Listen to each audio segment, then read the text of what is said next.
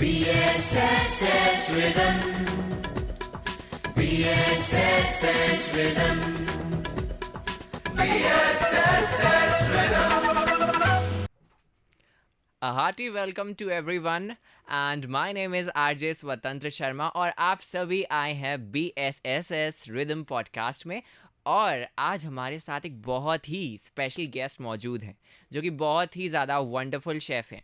चलिए इंट्रोडक्शन कराता हूँ आपका। उनका नाम है Mayank Singh sir. So hello sir, hello, कैसे हैं welcome to BSSS Rhythm podcast. Thank and you मैं so बहुत much. ही अच्छा हूँ, आप बताएं अपने बारे मैं में। भी बढ़िया, thank you for inviting me first. It's our pleasure sir. मैं भी बढ़िया हूँ यार, अच्छा है, अच्छा लग रहा है, बहुत अच्छा लग रहा है स्टूडियो में आके आपके।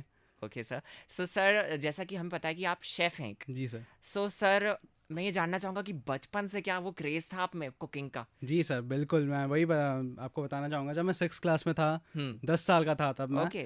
तब मैं अपने भाई को बोलता था, मेरा बड़ा हाँ। भाई, मैं उसको बोलता था भाई मेरे को कुछ बनाना है, कुछ बनाना है। हम्म। तब तो शायद चाय और मैगी के अलावा हम कुछ नहीं बना सकते थे। ओके। तो फिर हम जर्नी वहीं से चालू हो गई थी। तब शायद मेरे को पता नहीं था कि कैसे बनना है शेफ़, लेकिन था, मेरे माइंड में था, बचपन से ही था कि मेरे को बनना है। मतलब बचपन से ही कहीं ना कहीं वो एक कीड़ा होता है ना कि हाँ बिल्कुल आ गया था बिल्कुल कि बिल्कुल थोड़ा बिल्कुल इस जगह हमें आगे बढ़ना है। बिल्कुल बिल्कुल। सो फिर आपकी स्कूलिंग कैसी रही? मेरी स्कूलिंग अच्छी थी, मैं born and brought up in Bhopal only. Okay. तो मैं 12th तक भोपाल में था, 11 Nice. 12th कॉमर्स था, क्योंकि मेरे को पता था कि PCM लेने से इंजीनियरिंग बननी नहीं है, डॉक्टर बनना नहीं है। तो मेरे लिए पहले से क्लियर था कि अच्छा सा सब्जेक्ट लेते कॉमर्स, उसके बाद IHM के लिए तैयार प्रिपेयर करते हैं। तो मेरी स्कूलिंग अच्छी थी, एवरेज स्टूडेंट था मैं, क्योंकि मेरे को पता था ज़्यादा पढ़ के मेरे को नॉलेज गेन करने में मज़ा आता है। तो मैं नॉलेज गेन करता था, लेकिन मैं पढ़ाई में ज़्यादा अच्छा नहीं था, टू बी फ्रैंक। ओके। लेकिन 12th तक मेरी स्कूलिंग बहुत काफ़ी अच्छी रही। ओके। हाँ। सो सर, आप जैसे बता रहे हो कि आपने फिर IHM के लिए अप्लाई किया था, जी सर। तो क्या प्रोसेस होती है, कैसा रहता है मतलब अप्लाई करने का, और कैसे सिलेक्शन होते हैं Indian institute of hotel management के लिए? सो आप वो हमारे लिसनर्स के साथ शेयर बिल्कुल करना बिल्कुल चाहेंगे? बिल्कुल। एक्चुअली दिसंबर में, यही टाइम में एक हर साल एक फॉर्म निकलता है, Okay. दिसंबर में निकलता है। ओके। उसका एंट्रेंस एग्ज़ाम आपका अप्रैल एंड में, अप्रैल मिड वीक में रहता है। ओके। तो जनरल क्वेश्चंस आते हैं, GK, मैथ्स, 10th तक की मैथ्स आती है, रीजनिंग एंड लॉजिकल आता है, 4 सब्जेक्ट रहते हैं। Basic aptitude test Okay. रहता है। तो फिर उसमें आपकी ऑल ओवर रैंक आती है। तो आपके रैंक के हिसाब से आपको कॉलेज अलॉट होते हैं। ओके। तो मेरी 2015 में रैंक बनी थी, आई गेस 1800 समथिंग रैंक बनी थी मेरी। ऑल ओवर इंडिया की रैंक रहती है दैट्स इसमें। ग्रेट।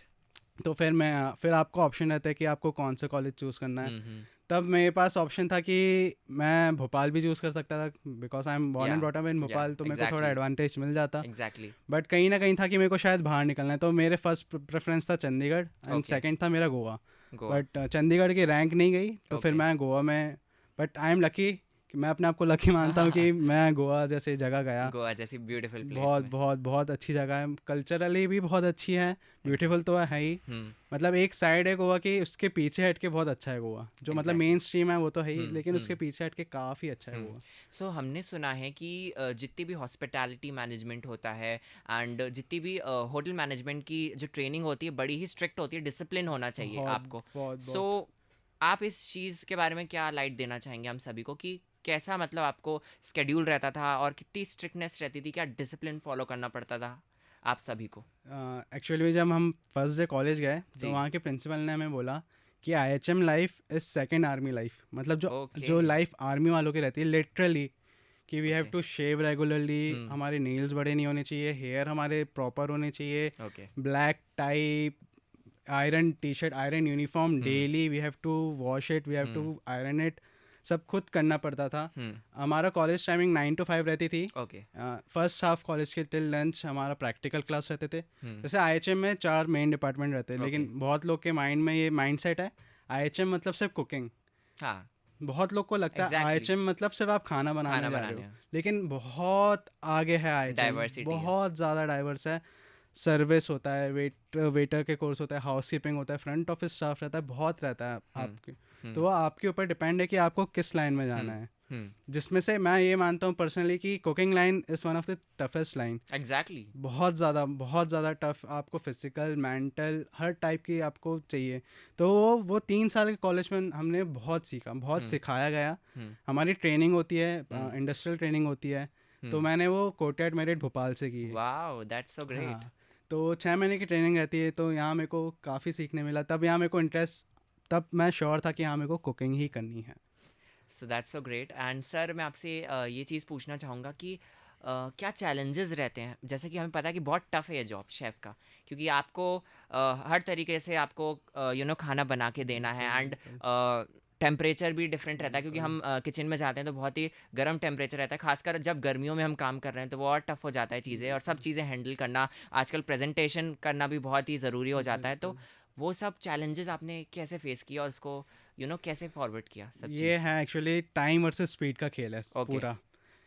मतलब आप कोई भी रेस्टोरेंट जाते हो, आप ऑर्डर करते हो और आपको लगता है यार खाना क्यों नहीं आ रहा। हम्म। मतलब भले ही 4 ही टेबल है मेरे आसपास की, लेकिन खाना क्यों नहीं आ रहा। हम्म। क्योंकि बैक एरिया में इतनी सारी चीज़ चलती है, आपको एग्जैक्टली। इतना प्रिपरेशन करके रखना पड़ता है, ग्रेवीज बनानी डेली, एक रूटीन रहता है, हम्म। Routine. First of all hotel industry की लाइफ इतनी टफ इसलिए है क्योंकि आजकल लोग कॉर्पोरेट लाइफ बोल लो, कोई भी लाइफ बोल लो, जैसे मैंने बताया सेकेंड आर्मी है। हम्म। ना वीकेंड्स ऑफ रहता है, ना फेस्टिवल ऑफ रहता है, क्योंकि फेस्टिवल में लोग खाना खाने जा रहे हैं, हम्म। लेकिन वहाँ बनाने वाले को तो कोई ऑफ नहीं है। एग्जैक्टली। मतलब ऐसा हो जाता है कि मतलब 12-13 घंटे आप जॉब कर रहे हो, मतलब खड़े रह के काम करना है आपको, ये नहीं कि बैठ के काम कर रहे दैट्स हो। Very hard. हाँ, नॉट नथिंग अगेंस्ट जो बैठ के काम कर रहे हो, उनके हम्म। अगेंस्ट कुछ नहीं है, लेकिन वो वहाँ फिजिकल आपकी स्टन चेक होती है। तो वही रहता है कि किसका ऑर्डर आ रहा है, क्या आ रहा है, प्रेजेंटेशन, मतलब वो सब हमें सिखाया जाता है कि पूरा सिस्टम बनाया गया है कि हाँ एक आदमी सिर्फ खाना बना रहा है, एक आदमी सिर्फ प्रेजेंट कर रहा है। हम्म। तो बहुत अच्छा सिस्टम प्रोसेस रहता है, हम्म। सारे होटल्स में रहता है। हम्म। तो बस वही वो सिखा देता है ऐसा करना आप। एंड जैसे सर आपने बताया कि एक स्टीरियोटाइप भी है कि इस इंडस्ट्री में आ रहे हो तो मतलब खाना बनाना, कोई बिल्कुल, पढ़ाई नहीं है। सो बिल्कुल, मैं जानना चाहूँगा कि इसमें पढ़ाई है, बिल्कुल है। बिल्कुल तो आप पढ़ाई है। हमारे लिसनर्स के साथ थोड़ा शेयर कीजिए कि आपको क्या मतलब पढ़ना पड़ता है इस फील्ड में आके। जैसे मैंने बताया कि 4 फील्ड रहती है। ओके। तो फर्स्ट ईयर में पूरा बेसिक रहता है। हम्म। जैसे किचन में हो तो आप किचन का बेसिक, नाइफ हम्म। कैसे पकड़ते हैं, कौन से शेप है, कौन से हम्म। कट है, कौन सा मीट है, हम्म। इस सब्जी को कैसे काटते। हम्म। ये किचन में आपको बेसिक जो सॉस बनाना, सूप हम्म। बनाना, ये सब बेसिक फर्स्ट ईयर में सिखाते ओके। किचन में। हम्म। होटल जो सर्विस लाइन रहती है, जहाँ वेटर आपको ट्रे कैसे पकड़नी है, हम्म। आपको कॉकटेल कैसे सर्व करना है, मॉकटेल कैसे सर्व करना है, गैस के एग्जैक्ट। सामने कैसे, आपको गैस से कैसे बात करनी है, हम्म। गैस को कैसे ग्रीट करना है। तो ये सब बेसिक फर्स्ट ईयर में सिखाते हैं। फिर सेकंड ईयर में जैसे आपकी ट्रेनिंग होती है, जैसे मैं इंडस्ट्रियल ट्रेनिंग में गया, तो वहाँ आपको एक्चुअल में होटल के बारे में पता चलता है हम्म। कि मतलब हमारे कॉलेज में जो हमें सिखा रहे थे वो अब जाके काम आ रहा है कि हाँ अगर आपके सामने गेस्ट आ गए तो आप उससे क्या बोलोगे, कैसे बात एग्जैक्टली। करोगे। तो वो रहता है। तो फिर थर्ड ईयर में और एडवांस हो जाता है। ओके। हाँ, और उसमें फिर सेकेंड ईयर में आ जाता है कि आपको process of making wine, hmm. Process Indian की रीजनल कुजीन्स है, इंटरनेशनल कुजीन्स है, चाइना हम्म। कुजीन, चाइनीज़ कुजीन है, इटालियन कुजीन है। हम्म। तो उस सब के बारे में उनके टर्म्स पढ़ने रहते हैं हम्म। कि इसको फ्रेंच में क्या बोलते हैं, इसको लैटिन में क्या बोलते हैं, इसको इंडिया में क्या बोलते हैं। हम्म। तो थ्योरी काफ़ी ज़्यादा रहती है, Exact. काफ़ी ज़्यादा रहती है। लोगों को लगता है कि नहीं सिर्फ प्रैक्टिकल जॉब है, नहीं, अगर थ्योरी नहीं रहेगी तो आप प्रैक्टिकल नहीं सीख पाओगे, कोई भी फील्ड हो चाहे। एग्जैक्टली। और कोई भी फील्ड हो उसकी स्टडी करना, उसकी नॉलेज होना तो बहुत बिल्कुल, ही इंपॉर्टेंट है। बहुत विदाउट उसके तो हम कैसे ही उस फील्ड में आगे बढ़ नहीं कर सकते हैं। सकते, नहीं कर दैट्स वेरी सकते। करेक्ट। एंड सर मैं आप सभी को बताना चाहूँगा कि सर एसोसिएटेड थे अभी हाल ही में ताज के साथ, तो उन्हें ताज के साथ भी काम कर चुका है। It's a very big brand and हम सभी जानते हैं। तो ताज का वर्क कल्चर कैसा है, मैं आपसे जानना चाहूँगा। Taj one of the best company to work. Exactly. Tata industry, Tata की कोई भी इंडस्ट्री हो, कि मतलब कोई भी नॉर्मल इंसान है, हम्म। एवरेज स्टूडेंट है, हम्म। हाई क्लास स्टूडेंट है, उसका एक ना एक कहीं तो रहता है कि अगर आप टाटा के साथ जुड़े हो तो आप कहीं गलत नहीं हो, किसी जी। भी एंगल से आप गलत नहीं हो। या।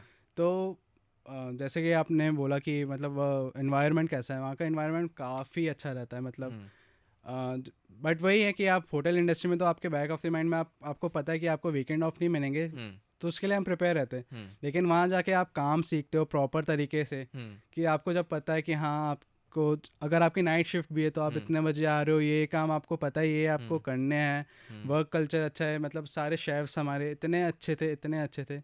तो मेरे को आज तक सबसे ज़्यादा कहीं सीखने मिला तो मेरे को ताज में ही ताज सीखने में। मिला। बिल्कुल, बिल्कुल। And itself Taj is a big name. बहुत बहुत बहुत बड़ा नाम है। बिल्कुल सर। एंड सर इसी के साथ आपसे जो नेक्स्ट चीज़ है मैं पूछना चाहूँगा कि आप कैसे मतलब इतनी सारी चीज़ें हैंडल कर लेते हो? मतलब कभी कभार ऐसा भी होता है कि आपको बहुत सारी चीज़ें बनानी पड़ती है, बिल्कुल, बिल्कुल, और वो एक टाइम फ्रेम होता है कि इस टाइम फ्रेम में सब चीज़ें बिल्कुल, डिलीवर करनी है। बिल्कुल। सो कैसे होता है ये सब आपसे अब मैनेज? पहली बात तो मतलब ये अकेले का जॉब नहीं है। हम्म। It's always a team work. Team work. Team work is a okay. Dream work.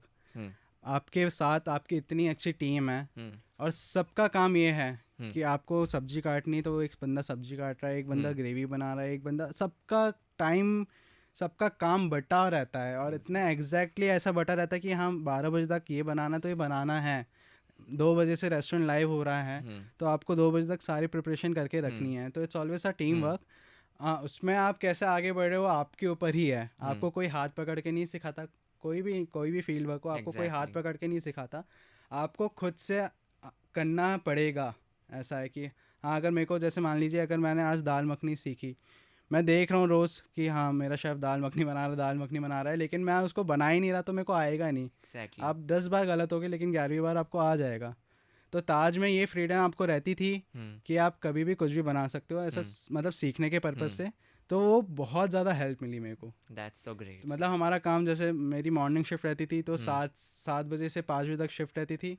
फिर 5 बजे के बाद हम लोग को मतलब ओपन था, हम्म। आप अपना प्रैक्टिस करो। हम्म। तो मतलब वो करते करते करते 8 बज जाते थे। तो मतलब वो ओके। 12-13 घंटे की शिफ्ट हमारी रेगुलर रहती थी। रहती थी। हाँ। ओके सर, एंड आप सभी को बताना चाहूँगा कि अभी लास्ट 2 ईयर से, जैसे हम सभी जानते हैं कि कोविड जो पैंडमिक है उसने बहुत ही गंदी तरीके से हर फील्ड को हिट किया है। एंड हमारी जो होटल मैनेजमेंट की फील्ड है ये बहुत ही बहुत बुरी तरीके से हिट हुई बहुत थी, ज़्यादा, बहुत ज़्यादा। And it's recovering. सो मैं आपसे पूछना चाहूँगा क्या चैलेंजेस रहे ये 2 साल में, क्योंकि हम सभी जानते हैं कि ये फील्ड इस फील्ड में बहुत ही नुकसान हुआ है। बहुत। सो क्या चैलेंजेस रहे और कैसे आगे बढ़े? सबसे बड़ा चैलेंज तो कंपनी को था। ओके। क्योंकि ताज को छोड़ दूं मैं, हम्म। तो क्योंकि mister Ratan Tata already announce कि मैं किसी एम्प्लॉय को नहीं निकालूंगा। ओके। तो दैट्स सो सिर्फ ग्रेट। ताज के लिए अच्छा था। बाकी हम्म। जितनी भी इंटरनेशनल कंपनी, मैं नाम नहीं लेना चाहूँगा ऑब्वियसली, ओके। सबसे बड़ा नुकसान हुआ है एम्प्लॉयमेंट को। इंडिया में टूरिज़्म इंडस्ट्री हम्म। अभी 5 मोर देन 5 करोड़ एम्प्लॉयज़ सिर्फ टूरिज़्म इंडस्ट्री में हैं, मतलब सब मिला के। उसमें होटल इंडस्ट्री में मोर देन 1.5 करोड़ एम्प्लॉयज़ हैं। उसमें से मतलब 60% लोग की जॉब चली गई थी। मतलब ओह। जब लॉकडाउन अनाउंस हुआ उसके 1 महीने तक सबकी जॉब चली गई थी। तो सबसे बड़ा फेस तो मतलब ऐसे नुकसान हुआ। But I am lucky enough कि मैं ताज में था, तो हमारी जॉब तो नहीं गई, जॉब सिक्योर थी हमारी। बट वही है कि अगर आप होटल इंडस्ट्री में हो तो मतलब हम्म। आपको तो नुकसान हो रहा है। अब मान लो कि हमारे होटल में जैसे मान लो 200 किलो प्याज आ रही है, हम्म। फार्मर को नुकसान हुआ। वो 200 किलो प्याज ट्रक वाला लेकर आ रहा है, उसको नुकसान हुआ। तो इट्स अ साइकिल। साइकिल। या। तो मतलब ऐसा नुकसान बहुत था। आपके रूम्स नहीं बिक रहे, आपकी इतनी रेंट कॉस्ट, इलेक्ट्रिसिटी, बहुत चीज़ रहती है, हम्म। वो सब आप वेस्ट हो रही है आपको। तो बहुत कंपनी को नुकसान हुआ, एम्प्लॉयज़ को नुकसान हुआ जिनकी जॉब गई। हम्म। हमारा सैलरी कटता था, बट दैट्स टोटली फाइन क्योंकि पैंडेमिक था। एग्जैक्टली। तो सो सर कैसे मूव ऑन किया, और क्या मतलब एक कह सकते हैं कि लर्निंग मिली ये पेंडेमिक के दौरान? लर्निंग तो यही थी, सबसे बेसिक लर्निंग थी, सबके लिए थी, कि सब अपनी बेसिक नेसेसिटीज़ में आ गए। एग्जैक्टली। रोटी कपड़ा मकान, रोटी कपड़ा मकान। बट हमारे लिए एक चुनौती आ गई थी। चुनौती तो नहीं, मैं कहूँगा, मैं अपने आप को बहुत सौभाग्य मानता हूँ कि मैं उस पार्ट में शामिल था। हम लोग को खाना डेली मील्स बनाने पड़ते थे, डॉक्टर्स के लिए बनाने पड़ते थे। वाओ, मतलब कितना बड़ा काम है। मतलब कहते हैं ना कि हमारे भारतवर्ष में कि किसी को भी खाना खिलाना बिल्कुल। बहुत ही पुण्य का काम माना जाता है। एंड सर ने जैसे अभी आप सभी को बता रहे हैं कि उन्होंने डॉक्टर्स के लिए जी। मील प्रिपेयर करी, जिन्होंने मतलब हमारी सबकी जान बचाई और पेंडेमिक में बिना कुछ सोचे समझे बिल्कुल, हम सभी का बिल्कुल। साथ दिया। एंड आपने भी सर मील जो भी प्रिपेयर करी है उसके लिए भी I want to appreciate you. Thank you and so much. आप वो पूरी बात बताएं। अच्छा, तो हुआ क्या, फर्स्ट लॉकडाउन की बात है, जब ओके। मार्च में अनाउंस हो गया था कि ऐसा ऐसा। फिर सीन हुआ कि डॉक्टर्स जहाँ जहाँ जा रहे हैं उनको कहीं मार रहे हैं लोग, ओह। कहीं कुछ कर रहे हैं। पूरे इंडिया में आपको न्यूज़ सुनने को मिली हम्म। होगी।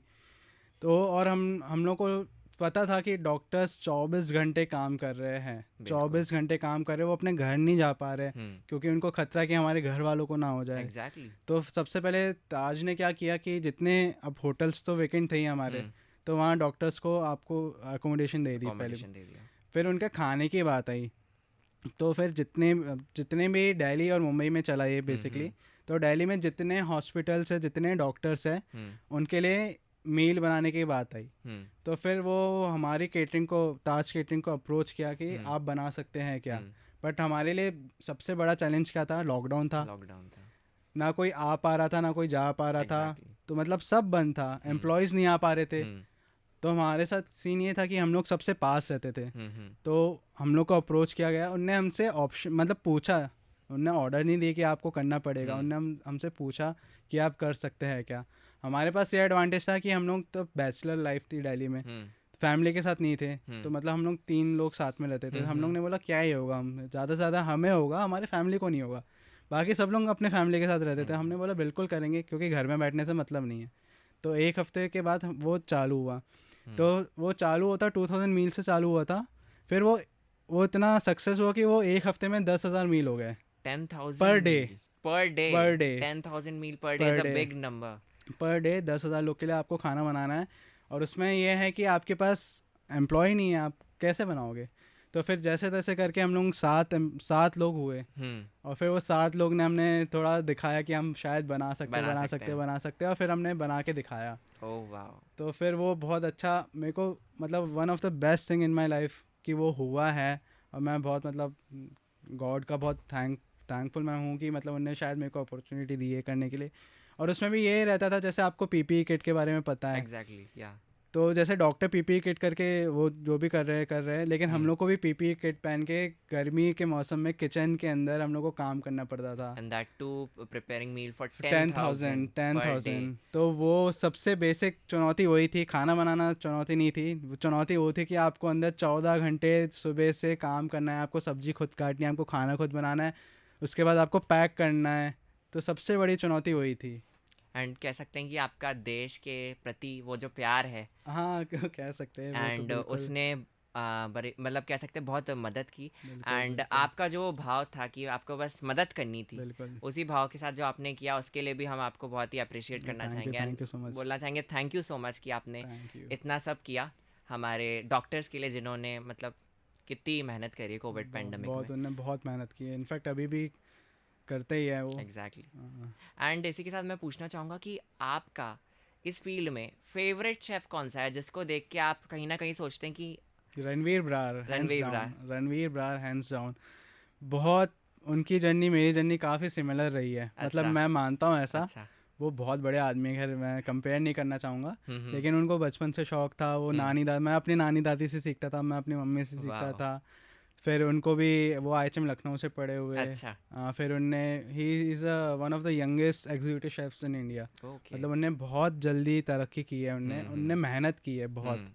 फिर वो US गए, फिर आके मतलब आपसे भी मैं अगर आपको कुछ भी बनाना है तो आप उनके वीडियोस देखिए, क्योंकि उनके वीडियोस में आपको बनाना सीखने तो मिलता ही है, लेकिन वो जो नॉलेज वो बांटते हैं ना, hands on Ranveer Brar. Exactly. और उनकी वो जो कहानियाँ शेयर करते हैं कि ये रेसिपी उनकी मम्मी की है, ये रेसिपी उनकी नानी की है, मतलब वो सब सुन के और मज़ा आता है उनका मतलब वीडियोस देखने में। एंड सर मैं आपसे नेक्स्ट क्वेश्चन ये पूछना चाहूँगा कि आपकी फेवरेट डिश कौन सी जो आपको बनाना बहुत पसंद है? बिरयानी। एंड बिरयानी से एक चीज़ और याद आई कि सर का खुद का एक रेस्टोरेंट भी है, I think so. And sir उसमें स्पेशलिटी है सर की बिरयानी की। तो सर प्लीज़ उसके बारे में थोड़ा बताइए। तो मैंने ताज से जॉब मतलब मैंने रेजिग्नेशन दे दिया था, क्योंकि I have to do something by myself. मेरे को खुद का कुछ करना था, बिजनेस करना था बेसिकली। तो फिर मैं भोपाल आ गया, अभी जून में आया, इसी साल जून में आया।